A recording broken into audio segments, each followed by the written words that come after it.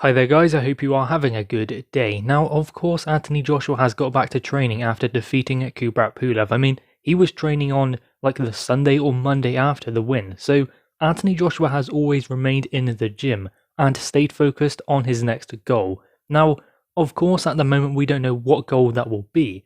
There is talk of Tyson Fury, there is still talk of Alexander Usyk, we don't know just yet. But what is interesting is Anthony Joshua has got back to training and he's preparing for whoever that may be, or just a taking over, but still the important thing, he's back in the gym and he's getting his focus honed in to his next opponent. Now, we see a lot of fighters who don't stay in shape outside of the gym. We've seen that so many times. They fight, they win, they lose, they balloon up in weight, then they have to come back down. It gets harder each and every time you have to do that.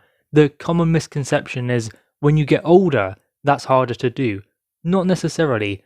Each and every time you have to do that again, time and time again, that's when it gets harder because the toll it takes on your body is just too much. Then making weight if you have to as well, draining down. That's just too much. So staying in shape, that is what keeps a fighter in the game longer, gives them longevity. I mean, look at Vladimir Klitschko, 41 years old, in there with AJ when AJ was 27. Yet he stayed in there with AJ going down the stretch. Yes, he got tired at one point, but then so did Anthony Joshua. So if you want to do that, I guess you have to make the sacrifices by staying in shape when you are not training for a fight specifically. Anthony Joshua has been someone who's always done that, and I think that he has taken certain things from Vladimir Klitschko, learned from the best, but also implemented his own style and his own game plans and his own training style as well, just taking little things here and there from the legends. And I think that Anthony Joshua understands now more so than ever that it's just as important mentally to stay focused in the gym and stay focused on your training as it is physically, because you can physically keep yourself in shape and get down to a certain weight, but the problem is you have to engage your mind as well. It has to work as one. So I think that that is something that he's working on, especially considering he was doing some meditating, I believe, around the Pulev fight. So there are certain things that he is implementing into his boxing game, and that will be very important going into these big fights, because let's remember, Anthony Joshua has been in big fights since what, his 16th fight? I mean, even since Dillian White. There were a few ones in there like Charles Martin, but then we never knew how good Charles Martin was. Dominic Brazil, adequate fighter, tough, but still wasn't of the level of, say, Vladimir Klitschko, who he was in there with just one fight later after Molina. So ultimately Anthony Joshua has continuously fought that top level opposition, and you have to wonder, does he raise his game to his opponent? Now, that's not to say he gives a below par performance against a lower level opposition. It's not about that. He does always perform, but when he does go to that high level, he does show that he can stick it with fighters such as Kubrat Pulev. I know people can say, oh, Pulev wasn't all that anyway because he hadn't beaten anyone. He lost to Klitschko, the biggest name on his resume, but he was a good fighter. Solid, adequate, good jab, well-rounded fighter, but Anthony Joshua matched him and in fact beat him in every single aspect. His jab was better, his movement was better, his footwork, his positioning, his punch dexterity, the uppercut, all of it just worked to beat Kubrat Pulev, a style that was very unconventional and difficult to navigate. And going back to his training, many believe that at that stage of Anthony Joshua's career, he's 31 years old. He's not old at all. I mean, heavyweights will go on forever. He has probably 10 years in the game if he still wants it.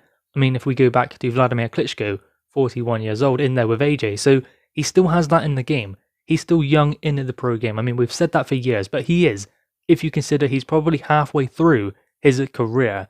So when you consider that, often people say you don't have to worry so much when you're younger compared to when you get older. When you get older, that is when you have to be more careful. The thing is with AJ, is he's been careful in the early stages of his career. He stayed in shape between fights, even after the Charles Martin victory when he became world champion, back in the gym on that Monday morning, maybe even on the Sunday.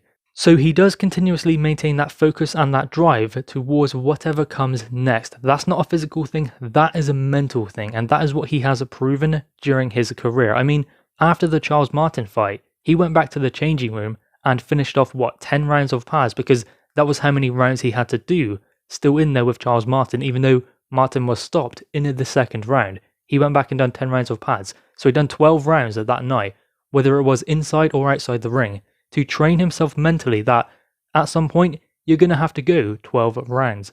And he wanted to be mentally and physically conditioned to do that, to think that he's going in there with Charles Martin, he's doing 12 rounds tonight no matter what happens. If it ends early, then he'll finish the rounds off in the changing rooms.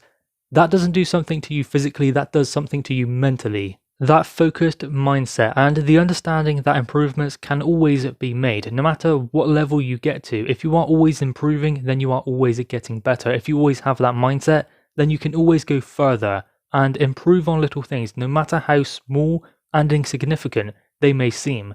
Because the worst thing you want is you get to a certain level, you become world champion and you think that I'm too good for everyone, so I can just beat everyone at my own will.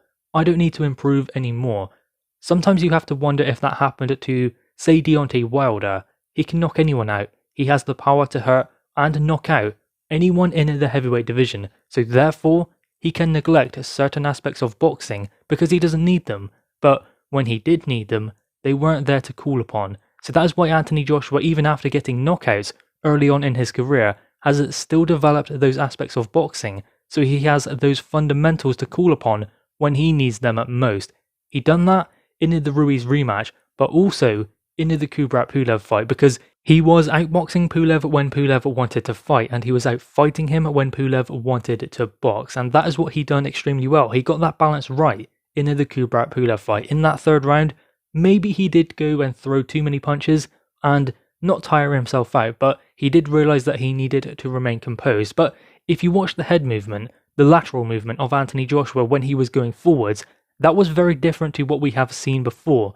He was ensuring that he wasn't going to be countered when he was throwing his punches. He wasn't leaving himself open. Chin wasn't in the air. He wasn't necessarily vulnerable when he was going forwards, which in the past, I guess you could say, was happening a bit, especially in that Ruiz first fight, when he did just run in looking for a finish. He cannot do that at this level, and he understands that. So that was one improvement that he did make, and he displayed that in the Pulev fight, because the thing is, in the Ruiz rematch, he didn't have that moment where he went after Ruiz because he was boxing him. That was the game plan. The win was more important than knocking him out. So he done that. But in there with Pulev, when he had the opportunity to get back to knocking guys out, he had to be careful because there were certain vulnerabilities that maybe were shown in that first Ruiz fight. But he was able to overcome them and show that he can still get the knockout and go forward, but avoid too many counter shots, which is what Ruiz caught him with. He caught him coming in and caught Anthony Joshua when he least expected it. That is the worst kind of punch a boxer can receive, is the one that they do not see, and that was that hook from Ruiz. Anthony Joshua did not see it, therefore it caused the most devastating effect that it could. Now, of course, Anthony Joshua has had this stigma that he's chinny. It's not about that, because Anthony Joshua has never been knocked down by someone who he hasn't knocked down first. So that is a very interesting stat, considering AJ has the power, but there is also this air of vulnerability about him. I think that that vulnerability is not because he's chinny. I think it was because he rushed in too quickly against the likes of Vladimir Klitschko and Andy Ruiz. Very clever opponents who know how to survive, who know how to land good counter shots and find a way to stick in there and be tough, especially Ruiz, who has a granite chin. But all in all, it's not just Anthony Joshua who has to be careful going forwards. This is the heavyweight division, and it's always said that one punch can change everything in the heavyweight division. One punch is all it takes. So everyone has to be careful. Everyone over 200 pounds can punch hard. So it's not just Anthony Joshua who has to be careful. I mean, if you look at the style of a Tyson Fury, he rides his shots so well. And he was knocked down by Steve Cunningham early in his career, a cruiserweight. So I mean, you can talk about the chins of these fighters, but Tyson Fury knows how to take a punch, and he has displayed that brilliantly during his career. Anthony Joshua is just starting to show those abilities, to think more maybe about what's coming back, as opposed to just rushing forwards, looking for the knockout, like he did in his first, say, 15 fights or 14 fights. He is showing that he can go forwards, be powerful and destructive, but still be elusive when he needs to, and ensure that he is defensively minded as well as offensive. And he's shown that in the Pulev fight, bringing all of those experiences together and putting them in to one performance. Guys, anyway, what are your thoughts on this? Make sure you leave your thoughts in the comments below, leave a thumbs up and subscribe if you are new. Thanks guys.